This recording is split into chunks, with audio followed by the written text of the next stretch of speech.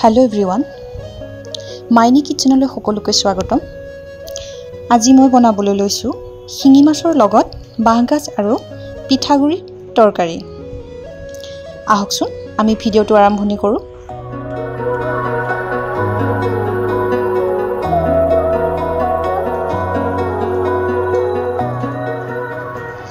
প্ৰথমতে মই মাছখিনি ভাজিবলৈ কেৰাহীখনত অকণমান তেল দিলো। যেহেতু শিঙি মাছ সেইবাবে মই বেছিকৈ ফ্ৰাই নকৰোঁ। আধা ভাজি মই মাছখিনি ওলাই ললোঁ। মাছ ভজাৰ তেলখিনিতে মই অকণমান পাঁচফোৰণ, দুটা শুকান জলকীয়া লগতে এখিলা তেজপাত দিলোঁ। ইয়াৰ পিছত মই অলপমান পিঁয়াজ দিলোঁ। পিঁয়াজখিনি ৰঙচুৱা নোহোৱালৈকে মই অলপ ভাজি ললোঁ। ইয়াৰ পিছত মই দিলোঁ আদা নহৰু পেষ্ট, অকণমান হালধি, অলপ নিমখ, অকণমান জিৰা,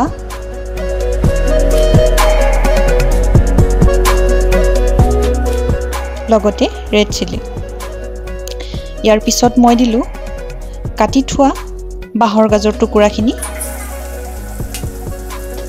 মই লাগি নধৰালৈকে অকণ ভাজি ললোঁ আৰু ইয়াৰ পিছত মই দিলোঁ মোৰ প্ৰয়োজন অনুসৰি পানী।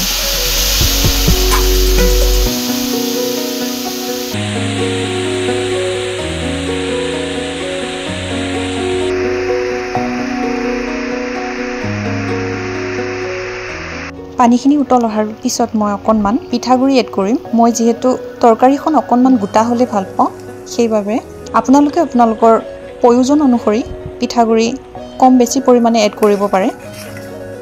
পিঠাগুড়িখিনি প্ৰায় সিজি আহিছে যিহেতু, সেইবাবে মই ইয়াত মাছখিনি দিলোঁ।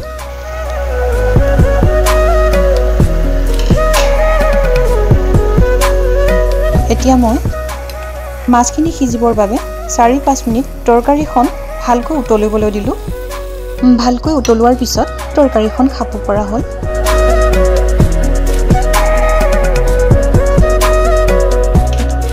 লগতে থালিখনত আজি আছিল বেঙেনা ফ্ৰাই, স্কচ আৰু গাজৰ ভাজি, শুকান মাছ আৰু কচুৰ ভাজি,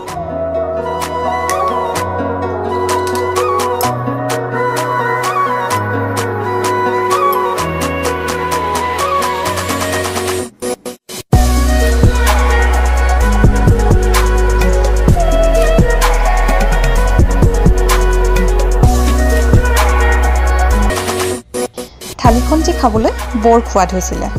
আপোনালোকে এবাৰ খাই চাবচোন আৰু কমেণ্ট কৰি জনাবলৈ নেপাহৰিব।